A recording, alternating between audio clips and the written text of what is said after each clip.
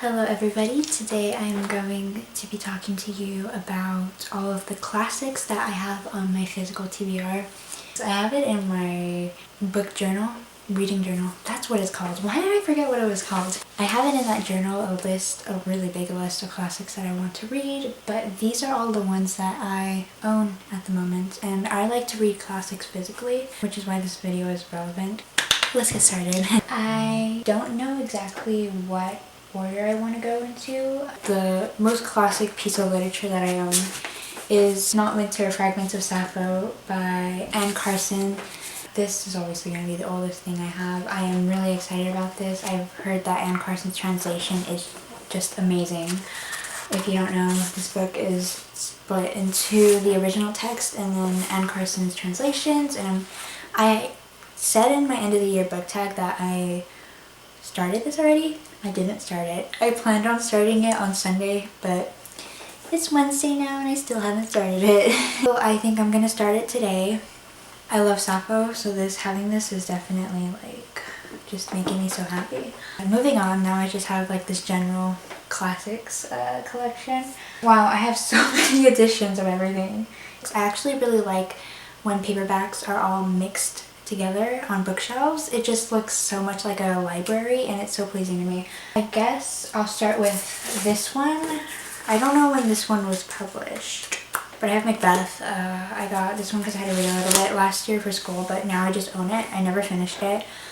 And obviously I want to read it because I own it, so why not? I roughly know the story of Macbeth, but not that much. So this one's going to be kind of new. I really don't know anything about Shakespeare or his writing or his books. What do I want to talk about next? I'll talk about this one because it's not really matching to anything else.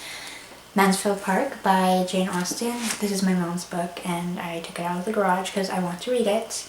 I haven't read a Jane Austen novel and I don't really know what this one's about. I've been reading the description over and over again and I still can't figure it out, which is fine.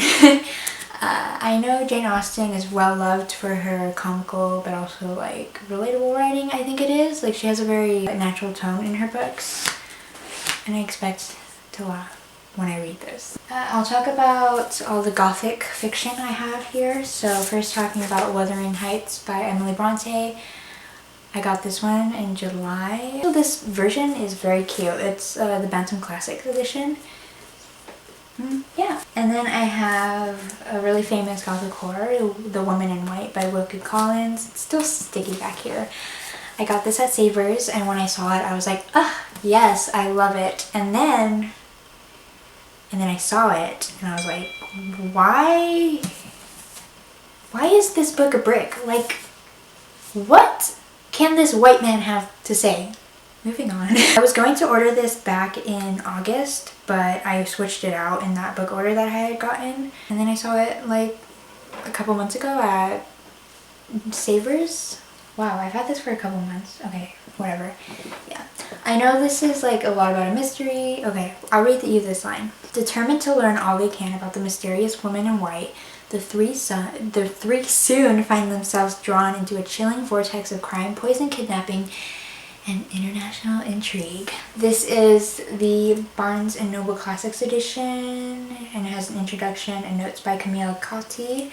I know a lot of people don't really like these editions. I don't really like them either. Like I try and avoid them when I'm ordering stuff on Thrift Books. But I think this one's fairly nice, especially with the greens and the painting and the flowers here. And the spine, I think it looks cool. And then the final gothic book or gothic horror I have is The Monk by Matthew Lewis. This book is literally my perfect idea of a book. Basically we have this monk who becomes sexually obsessed and he has these like conflicting feelings in him, much like one of my favorite villains, Frollo, had in his book or in his story of lust and whatever. But I think this is going to really explore that idea more with this complex character that I'm super duper excited to read about. I cannot even express to you how excited I am to read this book. It's literally my perfect idea of a book. This is the Oxford World's Classics editions. Yeah. I don't know necessarily if all of the books are red in this. I know they're white. but I don't know if they're red. This isn't the original cover I wanted. I wanted another one, and I'm pretty sure this isn't the one I ordered either. It's always a surprise when you're ordering from thrift books, but it's okay though because it has like a bunch of extra stuff. It has, I don't know, an introduction, some other things. It has a sticky note. Okay, what? And then I have two Wordsworth Classics editions here. Can you guess which this one is? I'll talk about the other one first. First I have The Hunchback of Notre Dame by by Victor Hugo. The Hunchback of Notre Dame is like one of my favorite stories. It's up there in top 3 for sure. So I wanted to read the book because I have like reached an obsession at the point when I had ordered these two. I ordered these two together, by the way. But I had reached an obsession that I really wanted to read the book, and I knew that as it being one of my favorite musicals and movies and stories and such, I was definitely going to need to read the book eventually, so I bought it. Wordsworth Classics editions are like only somewhere between like $3.50 and $4.50 usually, so they're super cheap, and I think they're fairly nice editions for like being only $3 to $4. The covers though are questionable. Like this cover, I don't know what to think of this cover. We're gonna move on from the cover. I already tried reading this a long time ago when I had originally gotten it, but I didn't understand anything I was saying, so what it was saying, so I put it down. Hopefully I could get to this one eventually though. Okay, and then I have Anna Karenina by Leo Tolstoy. This book is so big and so scary, but I know I'm just going to eat it up. I'm just going to eat it up because Russian classics are so good. Okay, there's like 2 versions of this cover. I got the uglier one and then I saw the prettier one and I was like, oh shoot, oh well.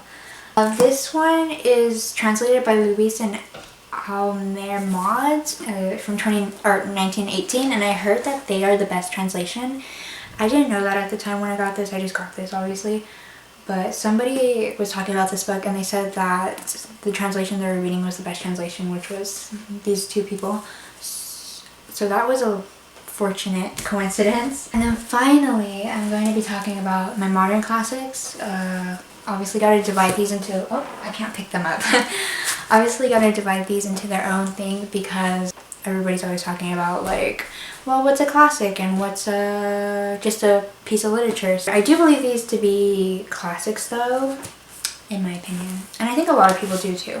First I'm going to start off with Beloved by Toni Morrison. I got this one back in August and I was mainly inspired to get it because it's a horror book and I really like how horror is used to explore important topics, and I know this explores trauma a lot. And I've heard the most amazing things about Toni Morrison. That one's going to be great, I already know it. I have In Cold Blood, I got in the same order by Truman Capote. I got the super ugly cover because they were out of the other cover and this one was less expensive. But I was in the mood for a true crime. I haven't read a true crime in a while. I haven't been researching true crime in a while either. And this is like the most infamous book of the genre. That or The Stranger Beside Me or Behind Me. You know, that one by Anne. But this one's important. I don't really know the murder in this. I have never heard of it. But I do know that the author is quite, what's the word? Exploitative and had relations to the suspect. That's going to be interesting to read from. I really hate biased perspectives when it comes to true crime, so I know this one's going to be a struggle to read because when there's bias, there's obvious changes. Then I have The Plague by Albert Camus, reading this during the summer for school, but never needed to read it anyways. I got to page 116, but when I start reading it again, I'm going to reread it and take these sticky notes out. I don't even know what these sticky notes are for. I just know this one's about a plague and how it affects this town. It's very relevant, especially in the way people are reacting. There's people going against orders. There's people, I don't know, who are telling people to follow orders and not following those orders. And then it's like this slow growth, much like a plague is. The first part of this book is like the plague coming to life, and then we just see how gets worse and worse throughout the novel. I've heard the best things about Albert Camus' writing, specifically his book The Stranger though. I haven't heard much about the plague, but from what I've read, I like it. I think I'm going to need to physically read it though to fully appreciate his writing, because when I was reading it during the summer, I was listening to it, and that was kind of difficult. And then finally, the final book I have to talk about, one I'm possibly the most excited about. Let me see, yeah. Besides like The Monk and Sappho's works, I think this one's the one I'm most excited about. That would be 100 Years of Solitude or Cien Años de Soledad by Gabriel Garcia Marquez. This one, I do not know when it came out, which is why I'm saying it's a modern classic. I'm pretty sure it came out in 1967.